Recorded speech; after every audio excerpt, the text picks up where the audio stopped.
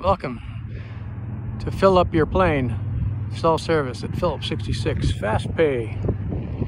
Aviation gas. Do it yourself. Here's our plane.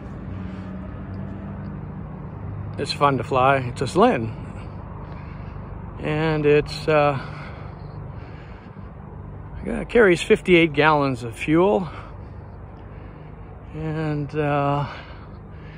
this is what it looks like at the fuel pump station. It's quite the service. Anyway, the ground wire here is necessary because aviation gas is highly flammable. It's 100 octane, low lead.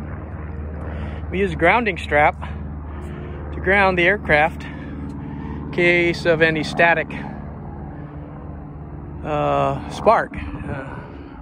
Anyway, it's 100 octane gasoline fuel for aircraft, low lead. And the last customer here got 211 gallons at $6.75 a gallon. Let's see, that's 6 times 2, be $1,200. $1,200 he bought, or they bought. Anyway, my turn, and that's all for right now at the airport in Arizona.